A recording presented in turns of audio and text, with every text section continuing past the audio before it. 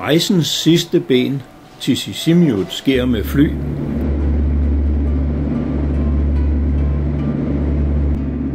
Og snart dukker den snepudede bys huse op under os.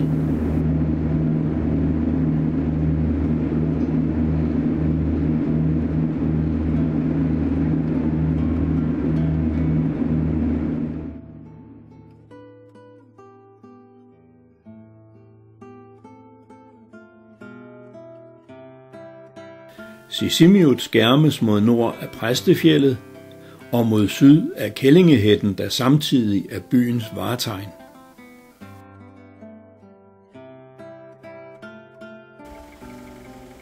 Her har byens gamle centrum gennem tiderne ligget beskyttet.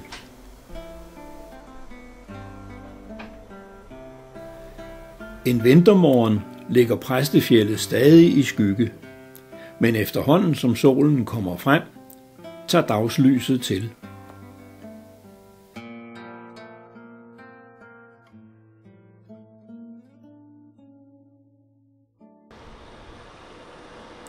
På vejene omkring kirken vågner byens liv.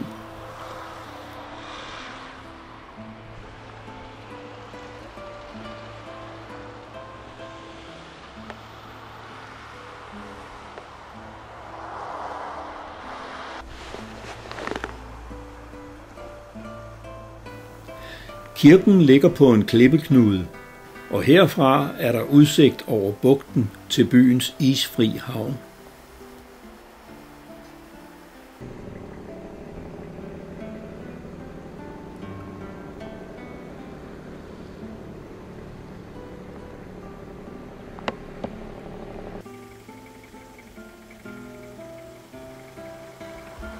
Foran den gamle kolonibestyrers embedsbolig står en bronzebyste af politikeren Jørgen Olsen, der allerede i 50'erne talte for lokal grønlandsk selvstyre.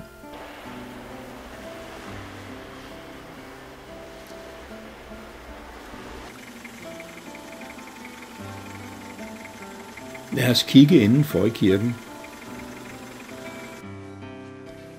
Både døbefont og alterparti er udført i træ.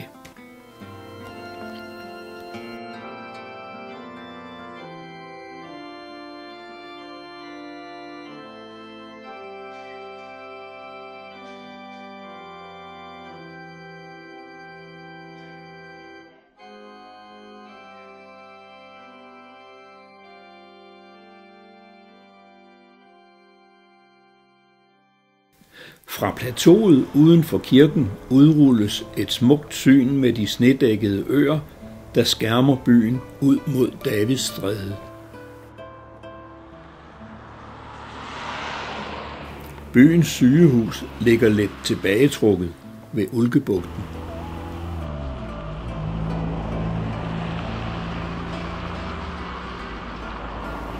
En traditionelt udført hundeslæde, hvor besnøringerne sikrer dens elasticitet. Der er mulighed for at prøve en tur på slæde med hundeforspand.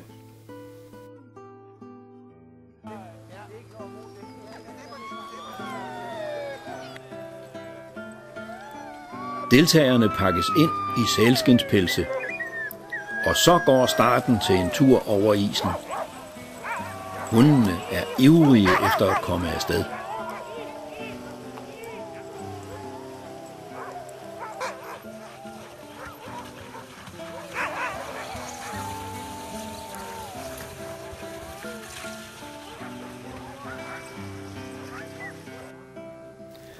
Inde i fjeldet kan man støde på rensdyr og moskusokser.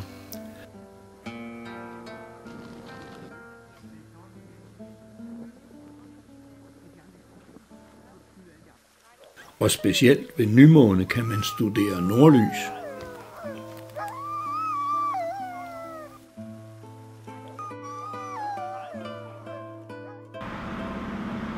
Den frosne Spejdersø er udgangspunktet for årets Arctic Circle Race, en 160 km langrenskonkurrence. Store maskiner har færdiggjort skisporet i fjeldet.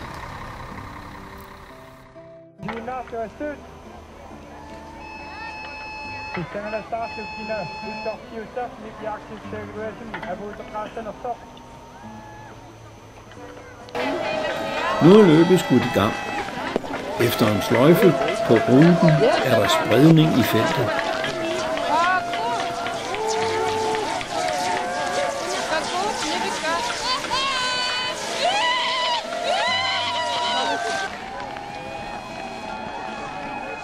Og her kommer førerfeltet på ruten ind over fjeldet på første dagen.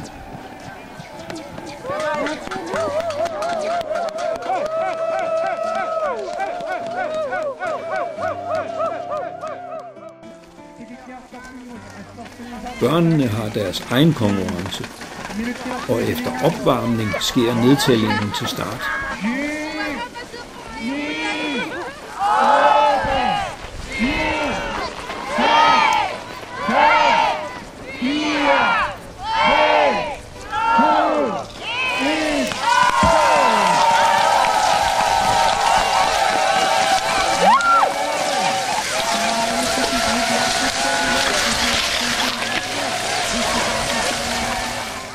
De forskellige aldersklasser har forskellige længder på ruten.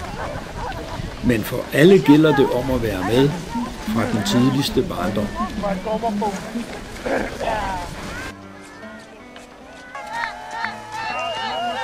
Her kommer første løber retur i juniorklassen. Mange voksne følger deres poder fra sidelinjen med opmuntrende tilråb.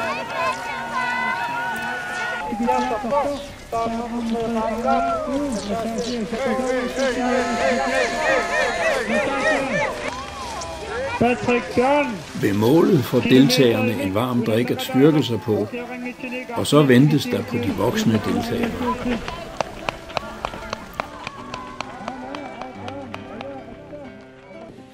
Selvom foråret kommer, kan man stadig nå en tur med hundeslæde i den bløde sne.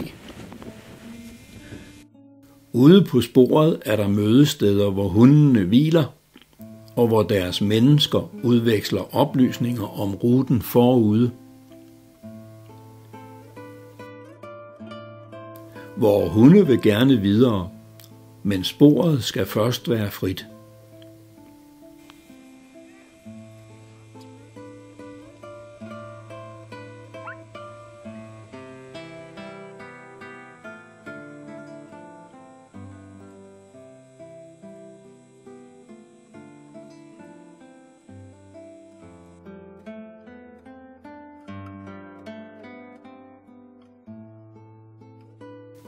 Fra udsigtsklippen er der en strålende udsigt over den isdækkede sø.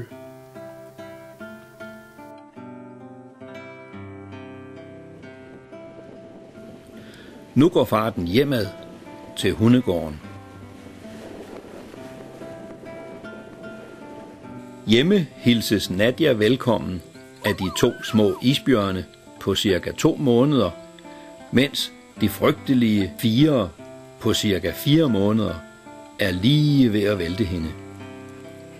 Isbjørnenes mor, Snuld, har barselsorlov, så hun har ikke været med på turen. Men hun skal bare lige hilse på Nadia.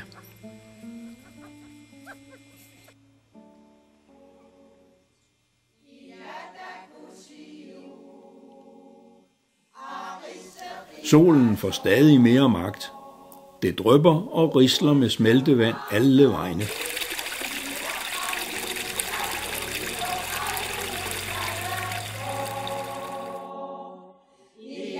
Og vandrehjemmet dukker frem fra sit vinterdække. Herfra kan de forskellige ture udgå. Snart vil gederamsens blomster være tegn på den nye sommer.